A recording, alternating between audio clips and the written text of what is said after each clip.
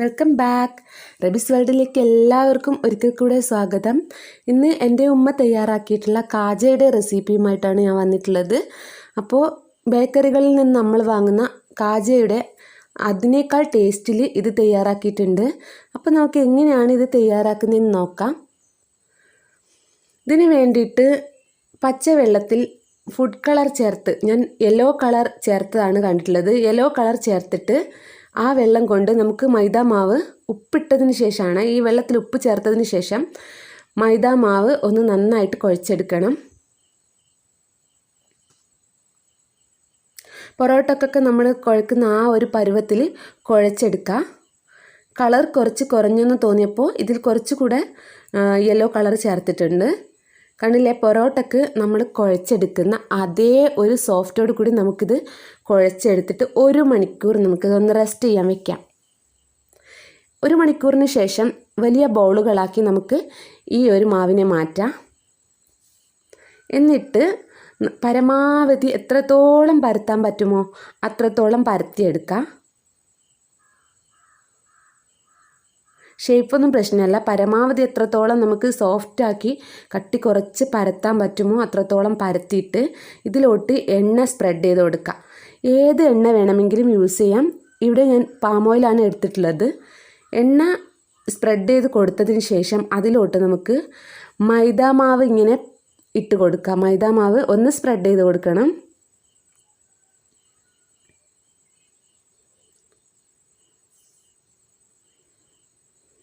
മൈദാമാവ് spread ചെയ്ത് കൊടുത്തതിന് ശേഷം എല്ലാ ഭാഗത്തും എത്തിയതിന് ശേഷമാണ് നമ്മൾ അടുത്ത പ്രോസസ്സ് ചെയ്യാൻ പോകുന്നത്.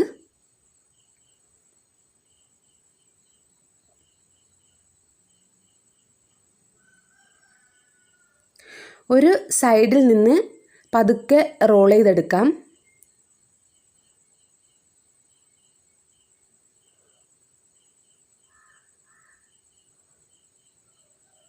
റോൾ ചെയ്തെടുക്കുമ്പോൾ പ്രത്യേകം ശ്രദ്ധിക്കണം, അടിയിൽ ഒട്ടിപ്പിടിക്കാതിരിക്കാൻ ശ്രദ്ധിക്കണം. പതുക്കെ വേണം ഇത് ചെയ്തെടുക്കാൻ. ഇങ്ങനെ റോൾ ചെയ്തെടുത്തിട്ട് അതിനുശേഷം നമ്മൾ ഇതിനെ ചെറിയ ചെറിയ കഷണങ്ങളാക്കി മാറ്റണം.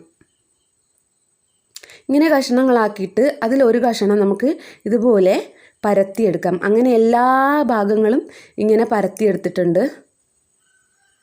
ഇനി നമുക്ക് ഫ്രൈ ചെയ്തെടുക്കാം. നന്നായിട്ട് തിളച്ച വെളിച്ചെണ്ണയിലോട്ട് ഇത് ഇട്ട് കൊടുത്തിട്ടുണ്ട്.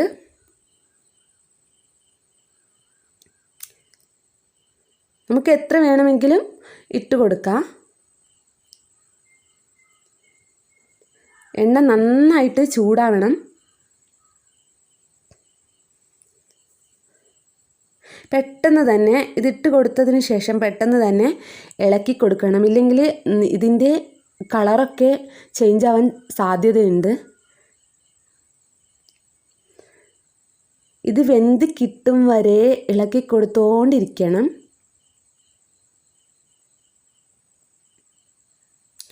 നല്ല ബ്രൗൺ കളർ ആവും വരെ ഒന്ന് തിരിച്ചിട്ട് നമുക്ക് വേവിച്ചെടുക്കാം.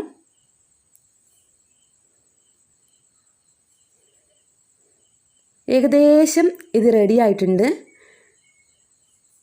ഇനി നമുക്കിത് വേറൊരു പാത്രത്തിലോട്ട് മാറ്റാം.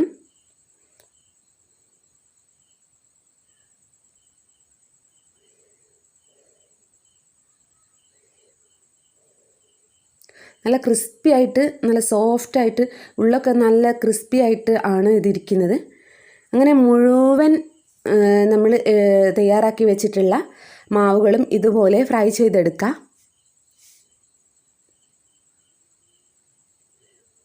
ഞാൻ എല്ലാം ഇതിൽ കാണിക്കുന്നില്ല, വീഡിയോ വളരെ ലെങ്തി ആയി പോകും. മുഴുവനും നമുക്ക് ഇതുപോലെ ഫ്രൈ ചെയ്തെടുത്തിട്ട് ഒരു പാത്രത്തിലോട്ട് മാറ്റാം. ഇത് നമ്മുടെ സൂപ്പർ കാജ ഇവിടെ റെഡി ആയിട്ടുണ്ട്.